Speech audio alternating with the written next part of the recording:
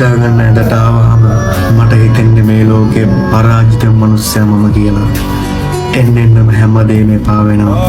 කිසිම දෙයක් ගැන ආසාවක් නෑ ඉස්සර වගේ. වෙලාව යනවා දැනෙන්නේවත් නෑ. එළි වෙනකන් එහැරගෙන කල්පනා කරන්නෙම ඇයි මට මෙහෙම වුනේ කියලා.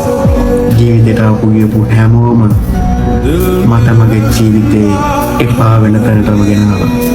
දැන් මම මිනිස්සුන්ව විශ්වාස කරන්නේ නැහැ. මරන්න බය නිසා ජීවත් වෙනවා. වෙලාවකට හිතනවා මේ හැම දෙයකින්ම ඈත් වෙන්න. සතුටින් ඉඳපු දවසක් මතක නැහැ. හැමදාම මම ගලේ ලෝකෙට පේන්නේ හිනාවම එක. ඒ හිත ඇතුලෙන් පොඩි එකෙක් වගේ අඬනවා. අපි මිනිස්සුන්ට අවංක වෙන තරමටම ඒ මිනිස්සු අපිට අවංක වෙනවා නම් හිතේ තියෙන පීඩනේ, හිතේ තියෙන දුක, හිතට දැනෙන තනිකම මේ හැම දෙයක් එක්කම මම හරි අමාරුවෙන් ලෝකෙට පේන්න hina වෙනවා.